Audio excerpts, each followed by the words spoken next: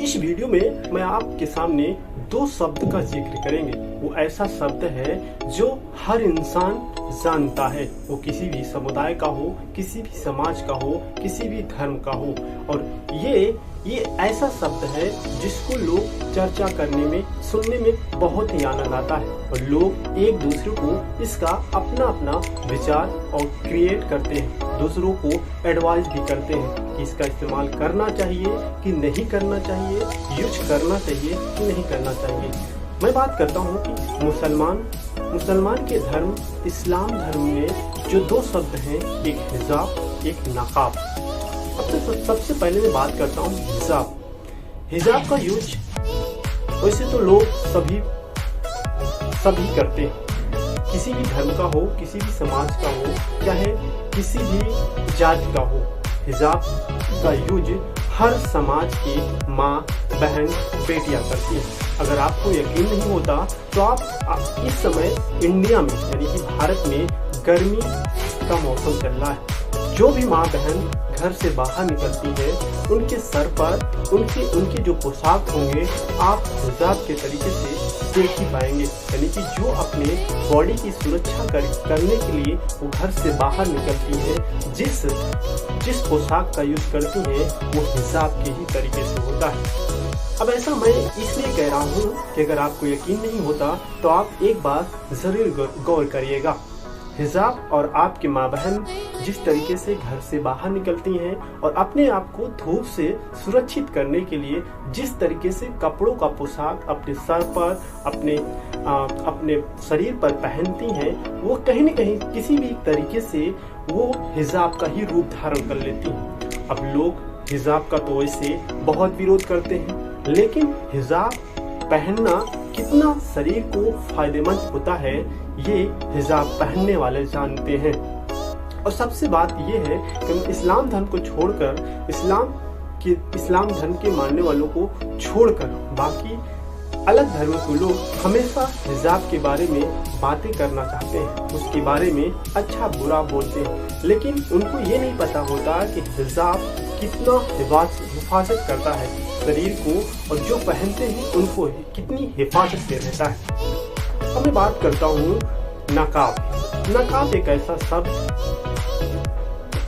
जिसका लोग बहुत मजाक भी उड़ाते हैं, एक समुदाय को बहुत टारगेट भी करते हैं, लेकिन मेरा नकाब शब्द से इस्लाम के धर्म से कोई ताल्लुकात नहीं। मैं उनके बारे में कोई जिक्र ही नहीं करूँगा, लेकिन मैं आपको नकाब के कितने फायदे हैं ये मैं आपको जरूर बताऊंगा और ये बताने का अधिकार मेरा है, क्योंकि भारत के संविधान ने आप सभी को, हम सभी को अधिकार दिया है कि आप किसी भी पक्ष में, किसी भी बात पर अपने बात को, अपनी सेंस को, अपनी थॉट को अपने तरीके से आप रख सकते हैं।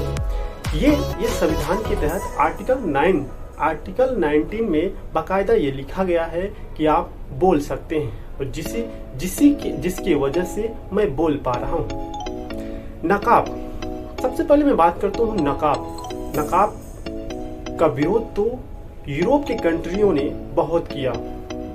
यूरोप के कंट्रियों का विरोध करने का मकसद केवल कोई रिलीजन, कोई धर्म, कोई समुदाय नहीं था। यूरोप कंट्रियों का नकाब का विरोध करना मकसद एक ही था, क्योंकि यूरोप कंट्रियों में सबसे ज्यादा कॉस्मेटिक, ब्यूटिशियन, ब्यूटी पार्लर की इंडस्ट्रियां हैं और उनको इस चीज का डर होता है कि अगर ये इस्लाम के मानने वाले नकाब और हिजाब का यूज, हिजाब पहनावे का पोशाक नहीं पहनेंगे तो हमारा जो मेकअप ब्यूटिशियन का इंडस्ट्री है वो और तेजी से चलेगा। इसी वजह से यूरोप के कंट्री के लोग नकाब का बहुत जोर शोर से विरोध करते हैं। अब मैं बात करता हूँ नकाब के क्या क्या फायदे, नकाब पहनने से क्या क्या फायदे होते हैं। अगर मैं आपसे पूछूं, आप किसी भी धर्म के हो, किसी भी जाति को हो, किसी भी समुदाय को हो, अगर मैं आपसे पूछूं कि आपके घर में सबसे ज्यादा खर्च किस चीजों पर होता है, खाने पीने चीजों को छोड़कर, अगर मैं आपसे ये पूछूं आपकी महिलाओं के लिए सबसे ज्यादा खर्च किस चीज पे होता है, तो आप जवाब देंगे सबसे ज्यादा खर्च महिलाओं के मेकअप, ब्यूटी पार्लर, ब्यूटिशियन के लिए खर्च होता है। कई लोग हमारी इस बात से सहमत नहीं होंगे, लेकिन कई लोग इस बात से जरूर सहमत होंगे। लेकिन जो हकीकत है उसे आप इनकार नहीं कर सकते।